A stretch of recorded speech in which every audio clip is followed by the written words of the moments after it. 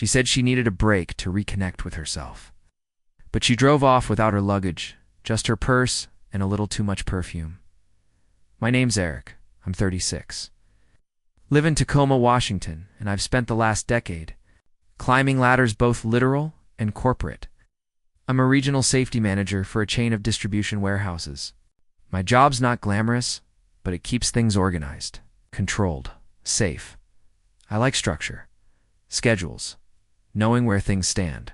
That's probably why. I fell for someone like Morgan. Morgan was chaos with red lipstick, the kind of woman who danced barefoot at weddings and could make a story about grocery shopping sound like a Netflix special. She was a lifestyle blogger. Well, she called herself that. Mostly posted dreamy photos of coffee shops, rainy sidewalks, and quiet mornings. With intention. Her world was curated.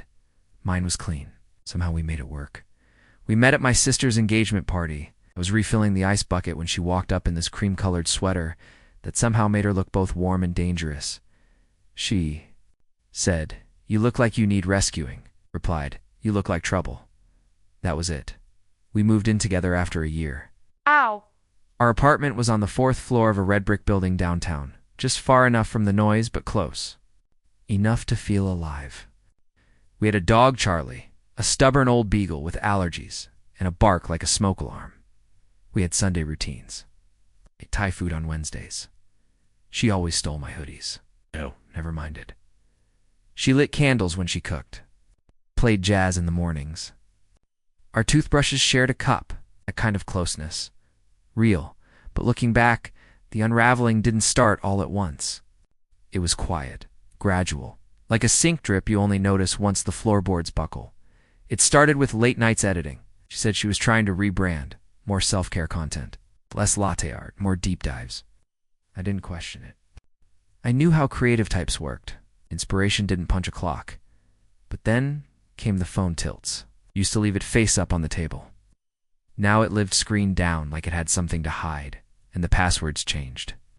When I asked, she said a brand collab got hacked. Nothing personal, okay? I let it go.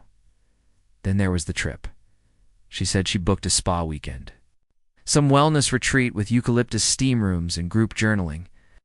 I need to reset, she told me, stroking Charlie's ears. It's just been a lot lately. She hugged me like she meant it, said she'd be back Monday only. Forgot her luggage. It was sitting by the door. Packed, zipped, ready. She left with just her purse at first. I thought maybe she realized it was overkill. Maybe the spa provided robes. Maybe she was planning to buy stuff there. But the more I stared at that untouched suitcase, the heavier it got.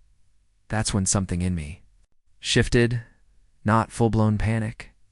Just that first gut punch whisper of doubt. The one you swallow because it feels ungrateful to voice it. Because love is supposed to be trusting, right? But that suitcase sat there all weekend, untouched, like it was waiting for me to wake up. I told myself not to spiral. I took Charlie for a walk, made coffee, tried to clean the kitchen, like scrubbing the counter would wash away the unease. But that suitcase, Morgan's suitcase, stared at me every time. I passed the doorway like a lie she forgot to carry with her. Saturday passed slow. I texted her around noon. Hope the retreat's relaxing. Miss you already. It's no reply. Sunday morning I got a one-liner. It's so peaceful here. Trying to unplug. See you soon, unplug. God. Morgan lived on her phone. Her entire brand was screen time. Unplugging was like a musician saying they left their guitar at home. Didn't track. Still, I tried to let it go. Maybe she really was trying something new. Maybe my gut was just being overly cautious. But then came the charger. Morgan has this habit of panicking if she forgets her iPhone charger. It's irrational. She'll dig through every bag, check every outlet, ask strangers to borrow one. I found hers still coiled neatly in the kitchen drawer Sunday night. No suitcase. No charger. No toiletries. Just her. Purse and perfume. I didn't say anything when she came home Monday evening. She walked in wearing the same sweater she left in, hair a little too styled for a spa trip, smelling more like cologne than candles. She dropped a Trader Joe's bag on the counter like it proved she'd been away. I brought back those lemon cookies you like. I kissed her, or tried. She turned slightly, let it land half on her cheek. How was it? I asked. Her smile flickered just for a moment, transformative. Like she'd been on a pilgrimage, not a weekend trip. We sat on the couch that night watching a Netflix doc. She scrolled Instagram the whole time. She hadn't posted anything about the spa, not a single eucalyptus steam room, no smoothie bowl, no robe selfie. Morgan posted everything: what she ate, what she wore, what she felt, and now radio silence. That night, she turned her phone face down again. The lock screen lit up once, just a flash of a name I didn't recognize, D. Followed by a red heart emoji. I stared at it for a full 5 seconds. The next day, I started noticing more. Late nights editing became overnight content trips. She said she was networking. I found a second phone charger in her tote bag, one she didn't own last week. Charlie started barking whenever someone came near the door. I swear he knew something I didn't. I brought it up one night. Lightly. You've been kinda distant lately. Is everything okay? She blinked at me, slow. Are you accusing me of something? Oh, I said. I'm just saying it feels like something's off. You always do this, she snapped. Every time I try to do something for me, you turn it into suspicion. That word suspicion landed like a slap. I hadn't accused. I'd asked, but she twisted it, made it sound like I was the problem. Like my need for closeness was an attack on her independence. Gaslighting, I'd later learn. But back then, it just felt like guilt. I apologized. Said I was just being insecure. That I trusted her. She leaned in, kissed me softly, said, "Good. Because you don't need to worry about anything." And yet, the worry didn't go away. Passwords changed. Again, her laptop used to sit open on the dining table. Now it was locked. Her phone lived in her pocket, even in the shower. One night I heard her whispering in the hallway. I came out to ask who it was, and she said, "Just a podcast I didn't want to wake you with. A podcast that required whispers. Come on." The next weekend, she said she had another retreat. This time, she took her suitcase. But something told me not to let it go this time. Something told me I wasn't crazy. My instincts were finally speaking louder than my fear of hearing the truth. So I did what I swore I'd never do. I checked the Find My iPhone app on my old iPad. We'd linked our devices years ago when we lost Charlie in the park once. I hadn't touched it since. Her location wasn't at a spa. It was in the city, specifically an apartment building downtown I didn't recognize. She stayed there all night. And the next night, on Monday, she came home glowing. It was amazing. I think I finally found my center. I looked her in the eye. Yeah. Hello. Did you find it on 5th and Pine? The blood drained from her face. She didn't even tried to deny it. She froze, like a statue made of glass, afraid that even blinking would shatter the illusion she'd built. How do you know that address? She asked, voice tight. I didn't flinch. You left your location on. Blinked once, twice, then looked away like maybe the lie was hiding behind the refrigerator. It's not what you think. It's exactly what I think, I said, calm. To calm, my voice felt like ice. So don't insult both of us by pretending it isn't. She sat down on the bar stool, ran her hand through her hair like she was suddenly exhausted. It just happened. I didn't plan it. I stood there, arms crossed, nodding slowly like I was listening to a customer complain about a late delivery. Polite, detached, done. What's his name? She didn't answer, just whispered, I didn't mean to hurt you. That hit harder than I expected, because I believed her. And somehow, that made it worse. I didn't scream. I didn't break anything. I just walked into the bedroom, closed the door, and sat on the edge of the bed for an hour just breathing, just staring at the suitcase she finally remembered to take with her. The next morning, I left for work early, but not before grabbing my old iPhone from the junk drawer. The one we hadn't used in 2 years, but was still synced to our shared cloud. I charged it at the office. By lunch, I had a dozen saved voice memos, DMs, and full screenshots of conversations between her and a man saved in her favorites as D. He wasn't just a fling. He was a plan. He talked about moving to Portland, about waiting for her to be ready, about how she deserved more than just the routine life with that warehouse guy. I was the warehouse guy. I didn't cry. Not.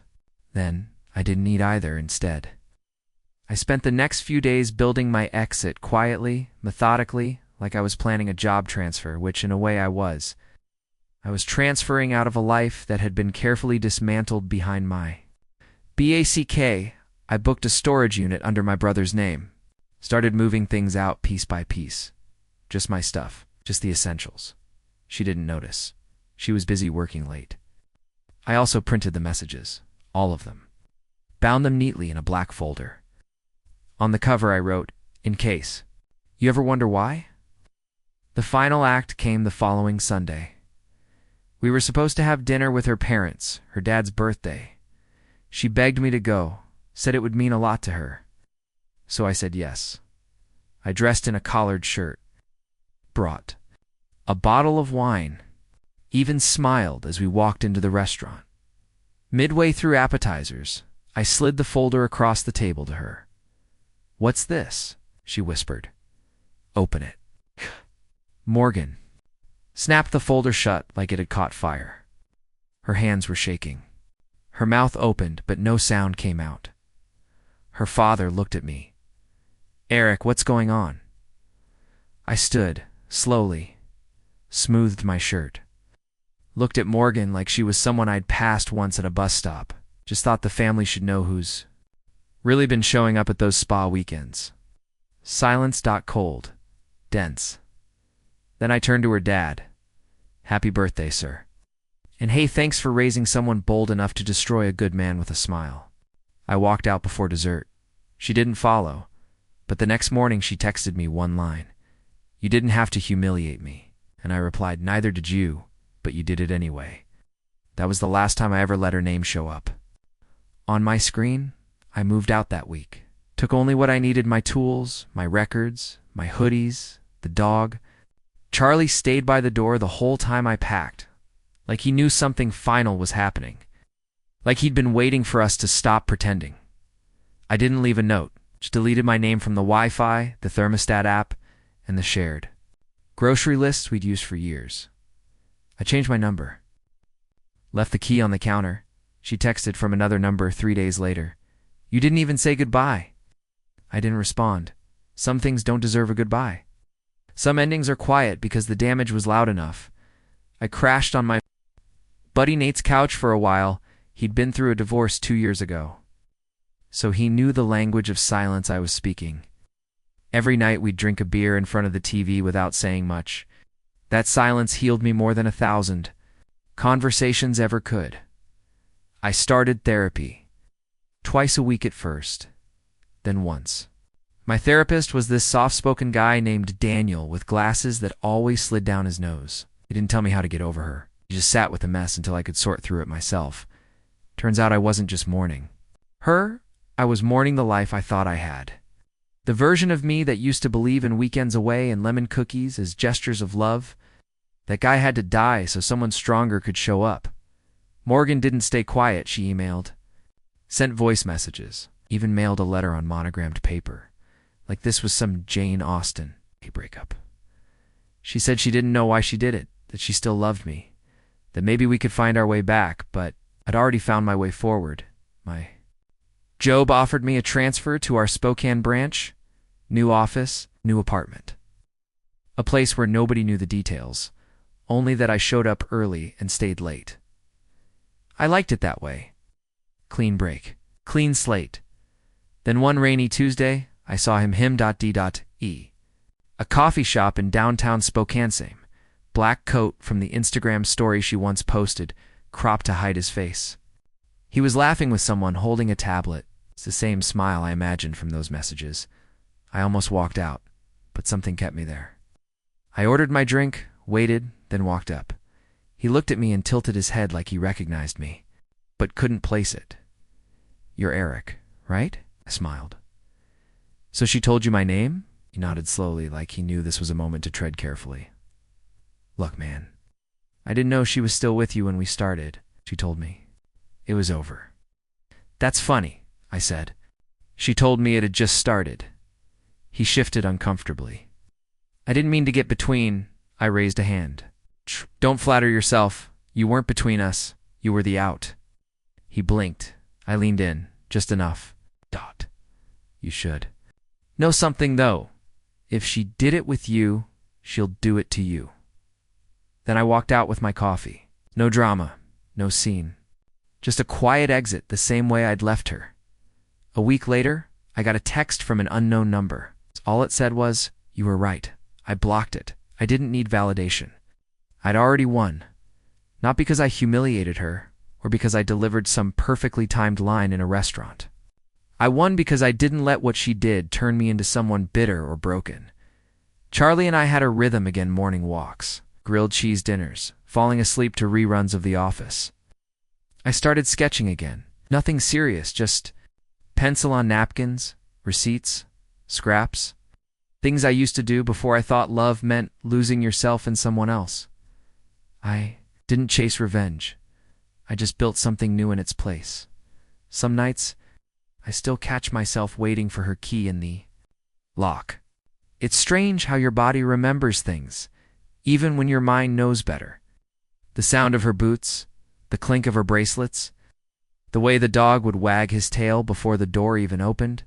It's been 9 months and no, I'm not healed. I hate that word. Healed implies there's no scar. But love leaves marks, even when it's gone. What I am, though, is aware. Aware of how easily trust can become currency in someone else's game. Aware of how silence doesn't always mean peace and how some people confuse mystery with meaning. I don't date much now. I'm not closed off, just careful.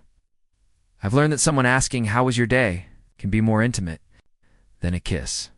That someone making your coffee the way you like it can mean more than all the "I love us" whispered into the dark. I've stopped needing the dramatic closure. She never apologized in person, never gave me the monologue I used to rehearse responses to in the shower, and eventually I realized it's okay. Because sometimes the apology isn't what heals you. It's the fact that you survived without it. Morgan kept the apartment. She probably repainted. Throughout the coffee table I built. Maybe she even tells people I was cold or boring or too controlling about her wellness. Better I kept myself. And that's what she never understood. I wasn't mad that she left. I was mad that she lied while pretending to stay. There's peace in that now. Peace in knowing the truth, even when it hurts. Peace in not checking someone's phone, not wondering if their hug means what it used to. I still take Charlie on our 6:30 walks. Still listen to Springsteen when the rain hits the windows just right. Still line up my boots by the door, but now I do it for me. Not for a version of love that asks you to doubt your gut for the sake of harmony. Not for someone who forgets their luggage on purpose, just for me. She got the apartment, I got my peace. You enjoyed my story? Don't forget to like and subscribe for more real-life stories like this.